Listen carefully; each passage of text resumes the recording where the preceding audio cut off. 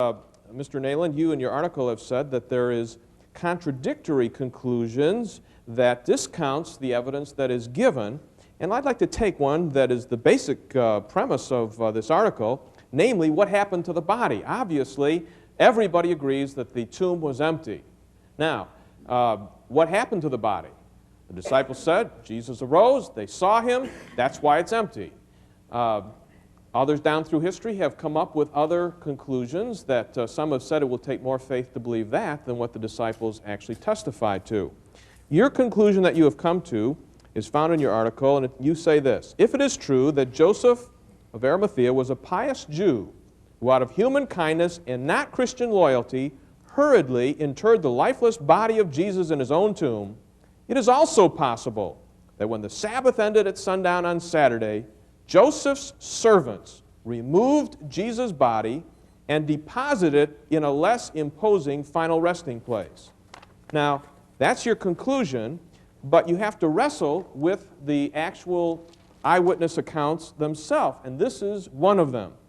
It says in John chapter 19, later, Joseph of Arimathea asked Pilate for the body of Jesus. Now, Joseph was a disciple of Jesus, but secretly because he feared the Jews. With Pilate's permission, he came and took the body away.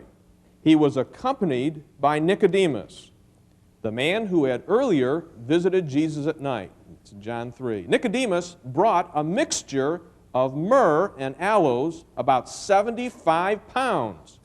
Taking Jesus' body, the two of them wrapped it with the spices in strips of linen.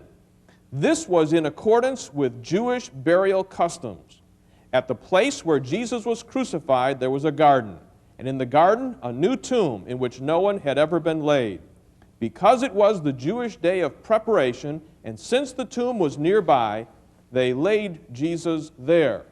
Now, you go against that statement that John wrote. Please tell us why you came to your conclusion. Okay, well, we have to start with the question was Joseph of Arimathea a disciple or follower of Jesus or not? And you quoted John, a late source. But he's a good deal earlier than you are. That's correct. But Luke and Mark are earlier than he is. And Luke and Mark do not present Joseph as a follower of Jesus. Do they state that Joseph of Arimathea was not a disciple? If they did, then you'd have a contradiction between their accounts and the account just read by Mr. Ankerberg. All right. Let me quote Luke for you. All right. That should suffice. That Joseph was a good and righteous man who had not consented to their purpose and deed, and he was looking for the kingdom of God. And Mark, actually it's reversed. Mark says it and Luke copies it. Looking for the kingdom of God. Now, that does not say that he was a disciple of Jesus. And my question is... Let me challenge you. One question. Okay. Joseph of Arimathea, member of the Supreme Council of the Jews. If he was a follower of Jesus, what happened to him? Well, let me answer both those for you. Okay? Why isn't he later on in Acts as the let influential... me see if we can discuss What happened to them. Pontius Pilate? What happened to Joseph and Mary? There are a lot of... Well, exactly. And you can't judge history by whether or not the accounts give you a complete biographical description of the career of every person mentioned.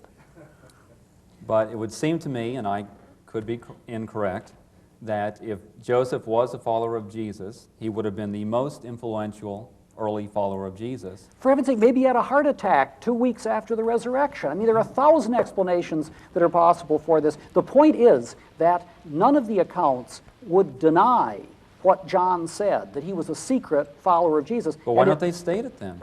I don't know. Well, I think didn't I write know. it.